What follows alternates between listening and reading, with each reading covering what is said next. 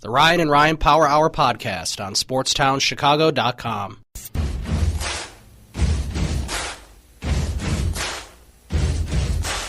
Buddy, you're a boy, make a big noise, playing in the street, gonna be a big man someday. You got mud on your face, you big disgrace, kicking your can all over the place, singing, we will rock you.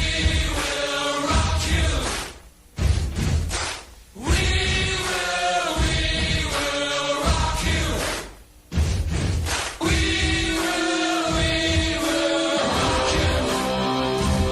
All right. Welcome in to Ryan and Ryan here on SportstownChicago.com, the Ryan and Ryan Power Hour. I'm Ryan Stuprich. And I am Ryan Risky. And we're going to start off the show talking about college basketball as yesterday Kentucky completely destroyed West Virginia 78-39. It was ridiculous, but now Kentucky's 37-0. Before we talk about that, you can follow us on Twitter at Ryan Stuprich. At rrisky16. So as you watch any of that game between Kentucky and West Virginia, I saw, because we came home, I came home from the other show, I think this game was just about to get started. I listened to the end of the North Carolina-Wisconsin game on my drive home on the radio, and that was really exciting too, as Wisconsin won 79-72.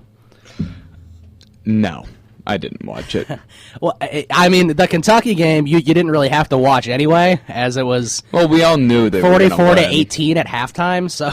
Do they play, like, hardcore defense? Oh, speaking of the Kentucky, did you hear what Sports Mockery posted yesterday, an article? I did not. They claim there's a rumor of John Capillari to the Bulls next year. Well, wouldn't that be something?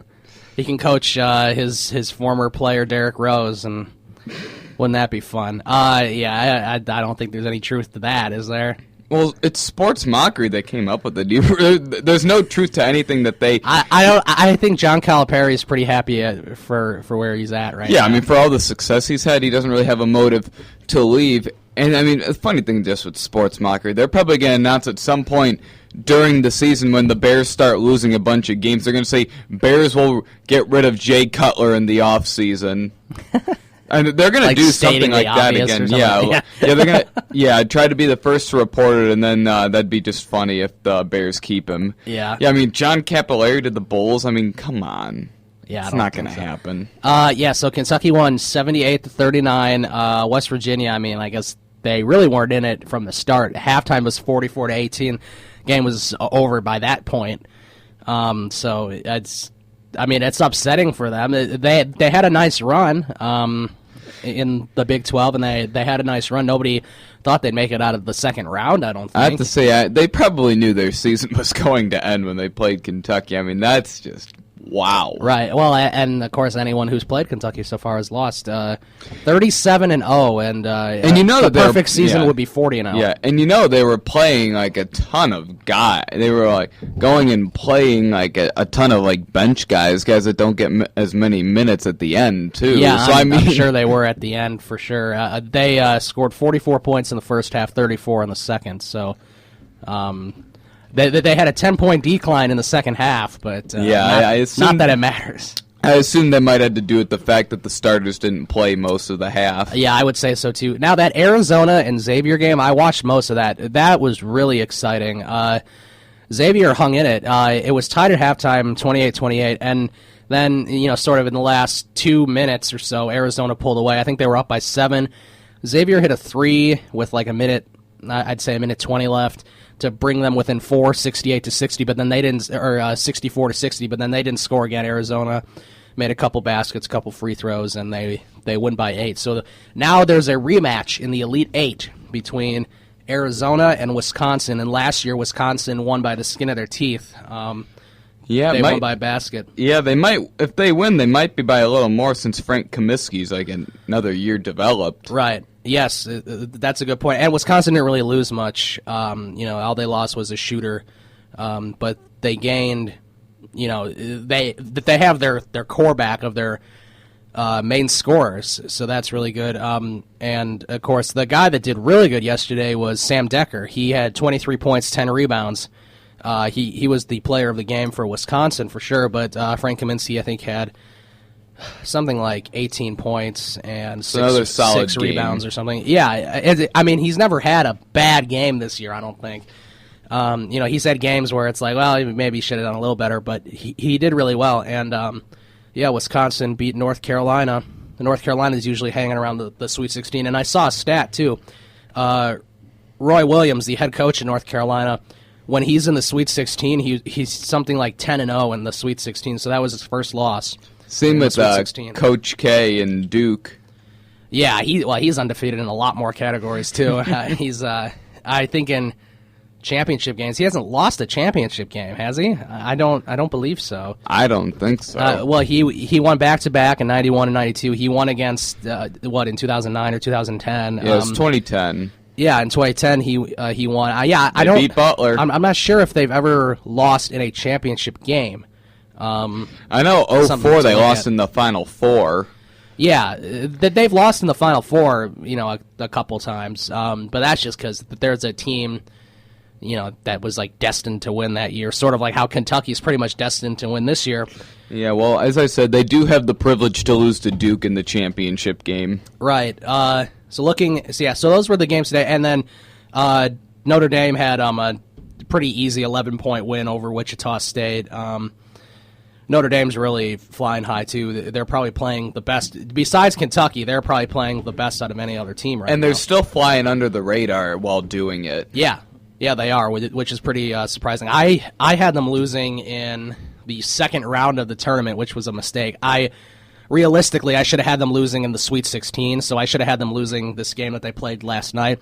But, either way, I was wrong because they won. So they move. But I know my dad has them going to the Final Four, so he's one game away from picking that right. I still have two Final Four teams left, Gonzaga and Wisconsin, and I still have my champion that I picked, which was Wisconsin. I'm trying to remember my Final Four teams. I know I had Duke and Kentucky, and then I think I had low seeds after that. Yeah. A lot of people had Michigan State making a run, which they've made a run so far. They play tonight at 9:07, around 9:07 on TBS, Michigan State and Oklahoma. And then at 8:45 on CBS, Utah and Duke. So that game will be interesting to watch as well. Duke's going to win that one. Duke should win that one. They're -5, so that probably seems about right.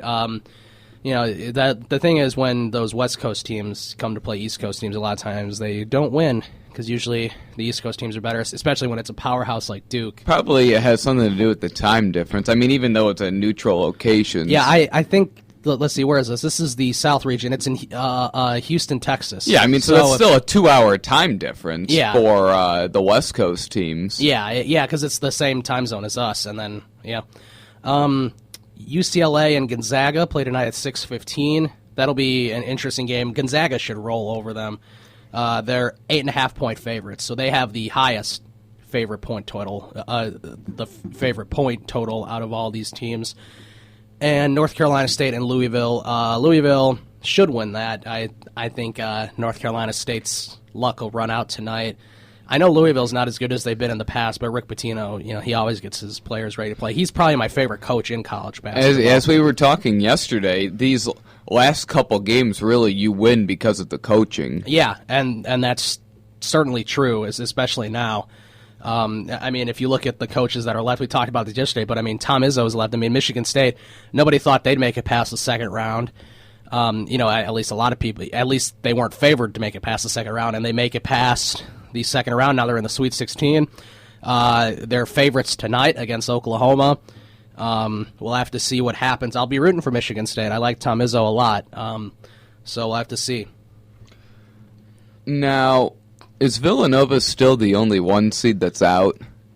Yes, they are the only one seed that's out, but number two seeds are out. Kansas. I just don't think they have a good coach. Whenever I watch them in the tournament... No, he's a good coach. I think he's a good coach. I don't think he gets his players ready to play in these big games, though. Because that might be true. Whenever I watch them in the tournament, they're teams that they should be beaten by a lot, they're barely beating, and it's not like convincing wins. That's just my opinion. I never had them going far.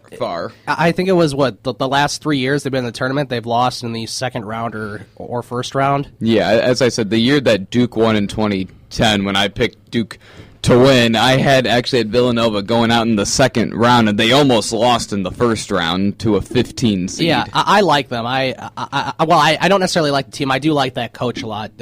His name is Jay Wright. That's his name. Yeah, he's a pretty good coach, but I agree. On the big stage in the tournament, they never seem to show up. Just like DePaul back in the 80s. Yeah, but that's a little worse, too, because that was the number one overall seed, the 3 straight years pretty much. 2 number 2 seeds lost, Kansas, and I can't think of the other one that lost, but 2 number 2 seeds lost. The number 1 seeds left are Duke, Kentucky, and Wisconsin. They're all left, so that's I believe good. I still had Wisconsin. Yeah. I think I had Wisconsin losing in this current round. The Elite Eight. So you have them losing, but I don't know if you had them. I don't know if you had Arizona against them because it's Arizona and Wisconsin tomorrow. I think that's tomorrow evening. No, I don't think I had Arizona making it this far. Arizona's a really good team. A lot of people thought last year was their year to make it to the Final Four. They ended up losing to Wisconsin. A lot of people are certainly going to pick Arizona over Wisconsin. Maybe I had Wisconsin. Well, see, I usually don't pay too much attention to my bracket until I usually wait to see if Duke wins, and then I start making a big deal about it. Right. I did not have them playing each other. Maybe I had Arizona. I don't remember who I had. I had one of those 2 teams in this round. I think it was Wisconsin. Okay. Because I had whoever it was who was going to lose in this round. Yeah. So let's before we go to break, let's try to decide who we think is going to win these games. UCLA and Gonzaga. I'm going with Gonzaga. Gonzaga. Yeah, that's the easy one. They get knocked out of a tournament early a couple of years ago or last. They were number 1 seed and they were like the first number 1 out. Yeah, I think that was last year. I'm trying to think. I'm pretty sure that was last year. Last year they made it to maybe this point or sooner, and they did lose. And I think they were a number 1 seed. North Carolina State and Louisville. I'm going with Louisville for sure. Yeah, Louisville. I got a friend that likes North Carolina State. Yeah, definitely gonna go Louisville. Utah and Duke. I think we're both going with Duke in that. Oh, I'm always going for Duke. And Michigan State and Oklahoma. I'm going to take Michigan State. Although that'll be the closest game out of the 2. Out of the 4 games, that'll be a close one, I think. Yeah, I'll go with Oklahoma. Your right. friend that goes to Notre Dame and is a fan of another school, or was it the other way around? He's a fan of Michigan State, goes to Oklahoma. And they're playing each other too. I thought that game already. Oh, okay. Do you know who he wants to win?